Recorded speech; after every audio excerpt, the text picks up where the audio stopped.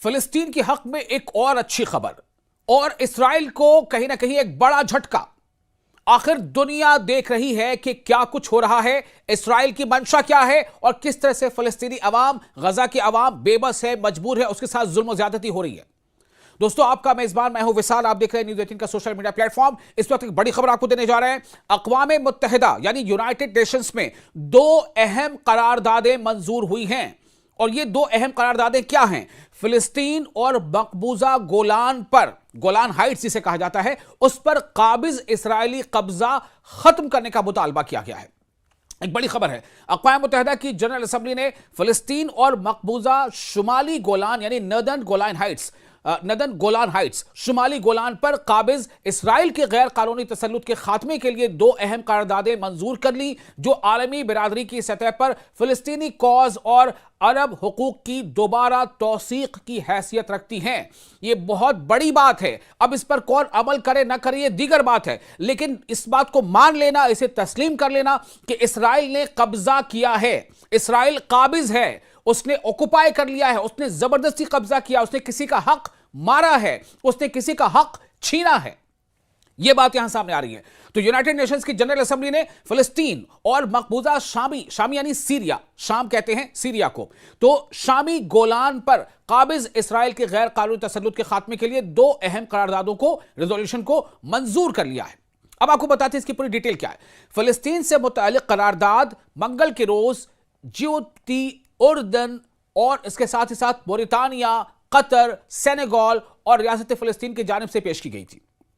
इन लोगों ने यह करारदाद पेश की थी, रेजोल्यूशन पास किया था। कौन कौन सा मतलब मूव किया था? फिलिस्तीन से मुतल्लिक करारदाद किसने किया था? इसको किया था जिबूती, उर्दन, मोरितानिया, कतर, सेनेगल और रियासत फिलिस्तीन की जानिब से पेश की गई थी।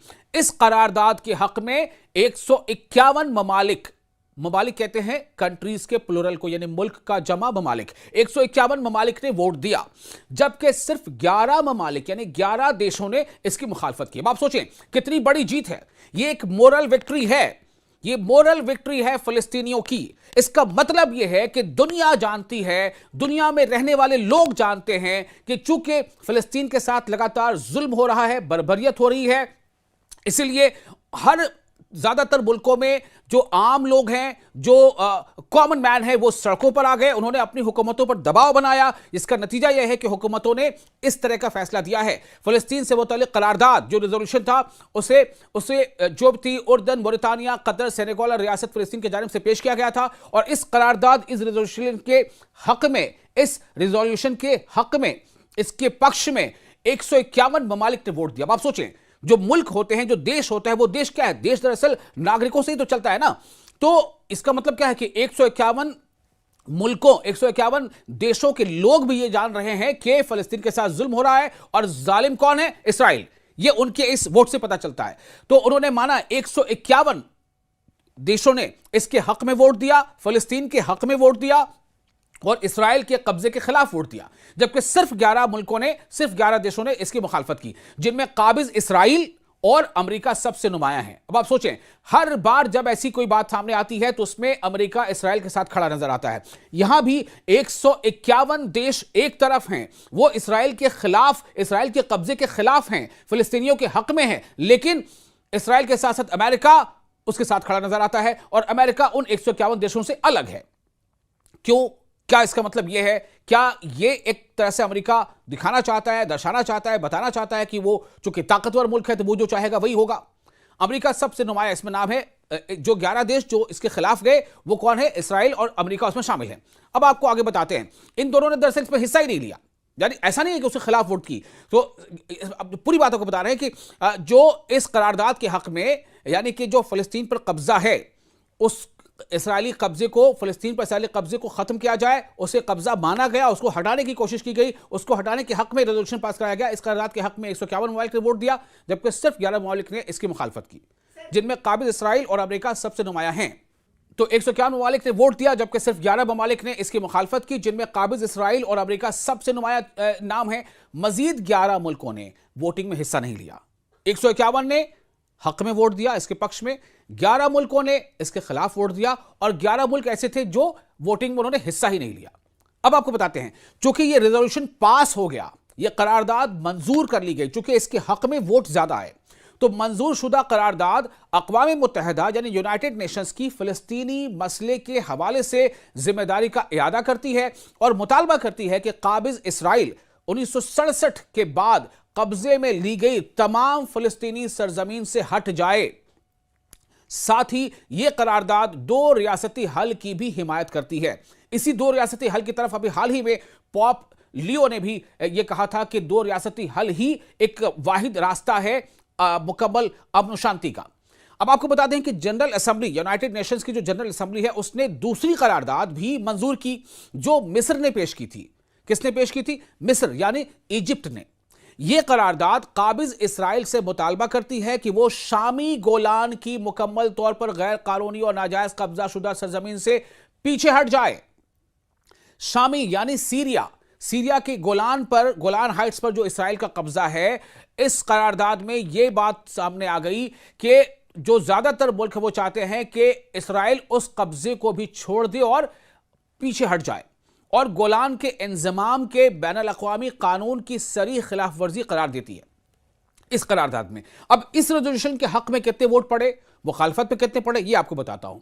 ये जो रेजोल्यूशन था जिसमें सीरिया के गोलान हाइट्स पर इसराइली कब्जे को कब्जा मानते हुए उसे वहां से हटने के हक में जो वोटिंग हुई है वो हुई है 123 मुल्कों ने, जी हां 123 मुल्कों ने यह माना कि सीरिया के गोलान पर इसराइल का कब्जा है जो गैर कानूनी है और इसराइल को पीछे हटना चाहिए। जबकि 7 मुल्कों ने इसकी मुखालफत की। मुखालफत यानी विरोध करने वाले मुल्क कितने हैं, देश कितने हैं? सिर्फ 7। और इसके पक्ष में कितने हैं? 123 मुल्क। दुनिया के 123 मुल्क इसके पक्ष में हैं कि इसराइल का कब्जा गैर कानूनी है और इसराइल को अपना कब्जा खत्म कर लेना चाहिए। इसराइल को सीरिया के गोलान से पीछे हट जाना चाहिए। अब इन जो 7 मुल्कों ने जिन्होंने इसकी मुखालफत की है, जिनमें काबिज इसराइल और अमेरिका शामिल है, यहां भी अमेरिका शामिल है, यहां भी अमेरिका इसराइल के साथ खड़ा है, यहां भी दुनिया के बेशतर मुल्क, ज्यादातर देश जो बात कह रहे हैं अमेरिका का उससे स्टैंड अलग है।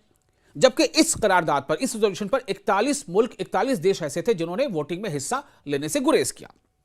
लेकिन कितने मुल्कों ने इसके हक में वोट किया? 123। कितने मुल्कों ने इसके खिलाफ वोट किया? महज 7। और जिन्होंने हिस्सा ही नहीं लिया वोटिंग में वो 41 हैं। तो आप देखिए इससे क्या साबित हो रहा है कि दुनिया के ज्यादातर देश, और सिर्फ ज्यादातर नहीं, ऐसा नहीं कि 5 लोग नहीं मानते, 6 मानते, नहीं, बल्कि आप देखें कि जो लोग मान रहे हैं कि इसराइल काबिज है, इसराइल ने कब्जा किया है, इसराइल ने गैर कानूनी काम किया है, उनकी तादाद बहुत ज्यादा है। 151 देश, 123 देश। और जो नहीं मान रहे, जो इसके खिलाफ हैं, वो सिर्फ 7 हैं या 11 हैं। तो करारदाद में वाज़ेह किया गया है कि काबिज इसराइल की जानिब से सीरियन गोलान पर कब्जा और उसका अमली इंजमाम बैनुल अक़वामी क़वानीन की संगीन खिलाफ वर्जी है, इंटरनेशनल लॉ का वायोलेशन है। इंटरनेशनल लॉ का वायोलेशन है। कौन कर रहा है वायोलेशन? इसराइल कर रहा है। इसराइल के साथ कौन खड़ा है? अमेरिका खड़ा है। तो यहां पर यह बात सामने आ रही है कि करारदाद में जो बात सामने आई है कि इसराइल की जानिब से शामी गोलान यानी जो सीरियन गोलान पर कब्जा और उसका अमली इंजमाम बैनुल अक़वामी क़वानीन की संगीन खिलाफ वर्जी, अंतर्राष्ट्रीय कानून का उल्लंघन है और सलामती कौंसिल की सन 1981 की करारदाद नंबर 497 से बराह रास्त मुतसादम है, यानी उससे टकराती है। तो इस करारदाद के बाद जारी होने वाले पहले रद्द-ए-अमल में सीरिया के वज़ारत ख़ारजा ने, यानी जो एक्सटर्नल अफेयर्स मिनिस्ट्री होती है, सीरिया के वज़ारत ख़ारजा ने कहा है कि करारदाद यानी रेजोल्यूशन काबिज इसराइल से मुतालबा करती है कि वो पूरे के पूरे मकबूजा शामी गोलान यानी सीरियन गोलान से इनखला करे, वहां से पीछे हट जाए, कब्जा छोड़ दे, खाली कर दे। वज़ारत ख़ारजा के तर्जुमान यानी वज़ारत ख़ारजा के मुताबिक करारदाद के हक में बढ़ते हुए वोट इस बात की दलील हैं कि आलमी सतह पर नई शाम के मौक़िफ़ और मकबूजा गोलान की आज़ादी के उसूली मौक़िफ़ को मुसलसल बढ़ता हुआ आलमी ताउन यानी अंतर्राष्ट्रीय समर्थन, इंटरनेशनल सपोर्ट हासिल हो रहा है। तो अब आप देखें, अब आप सोचें जरा कि जो इसराइल ये कहता रहा है कि हमारे पर हमला हो रहा है या फिर ये कि हमें जो है परेशान किया जा रहा है, आप सोचें इसराइल ने ही दरअसल इसकी कहीं ना कहीं बुनियाद रखी है। इससे ही बात सामने आ रही है। क्योंकि आज अगर दुनिया के ज्यादातर मुल्क इसराइल के खिलाफ नजर आते हैं तो क्यों नजर आते हैं? इसलिए कि लोगों को यह महसूस हो गया है कि इसराइल ने एक लंबे अरसे तक दुनिया की आंखों में धूल झोंका, एक लंबे अरसे तक उसने हकीकत जो है छुपाई लोगों तक हकीकत पहुंचने नहीं दिया। अब जब लोग इसके तरफ मुतवज्जे हुए, अब जब इस जंग के बाद से लोगों ने इस मुद्दे को गौर से समझना शुरू किया, तो लोगों को यह एहसास हो गया कि दरअसल गुनहगार कौन है, या गलत कौन कर रहा है, या गैर कानूनी काम कौन कर रहा है। इसराइल कर रहा है। ये हम नहीं कह रहे हैं, ये यूनाइटेड नेशंस जनरल असेंबली कह रही है। यूनाइटेड नेशंस जनरल असेंबली में जो करारदाद पास हुई है, जो रेजोल्यूशन पास हुआ है, वहां से ये संदेश सामने आ रहा है। लेकिन सबसे बड़ी बात यही है, कहते हैं ना कि जिसकी लाठी उसकी भैंस। अब आप सोचें, क्या यह माना जाए कि भाई आप गलत पे गलत करते जा रहे हो, आप इंटरनेशनल लॉ के वायलेशन करते जा रहे हो, लेकिन चूंकि अगर आपके पास ताकत है तो आप सब कुछ करते रहोगे, और जिसके पास जो थोड़ा कमजोर है वो सिर्फ ये मजबूर होगा कि वो आपके जुल्म को सहे, वो आपके जुल्म के खिलाफ खुद को खड़ा करने की जद्दोजहद भी ना करे, उसके खिलाफ वो अपने डिफेंस में वो खड़े भी ना हो, अपने डिफेंस में वो आप पर जो है वार भी ना करे। तो लगातार इसराइल की ऐसी हरकतों को साथ किसका मिल रहा है? अमेरिका का। आपने देखा कि 151 मुल्क जहां फलस्तीन पर कब्जे के खिलाफ हैं, इसराइल के खिलाफ हैं, लेकिन वहां पर इसराइल के साथ खड़ा कौन है? अमेरिका। आपने देखा कि 123 मुल्क जहां सीरिया के गोलान पर इसराइली गैर कानूनी कब्जे के खिलाफ हैं, वहां इसराइल के साथ कौन खड़ा है? अमेरिका। अब आप समझे कि दरअसल हो क्या रहा है। दुनिया को डेमोक्रेसी, जमहूरियत, इंसाफ की बातें बताने वाला दरअसल वो इंसाफ के साथ है या नहीं, यह आप खुद तय करें। आप देख रहे थे न्यूज़ 18 का सोशल मीडिया प्लेटफॉर्म। मैं हूं आपका मेजबान विशाल। आपको ये वीडियो कैसा लगा? अपने तासुरात, अपने रिएक्शंस आप हमें कमेंट बॉक्स में शेयर कर सकते हैं।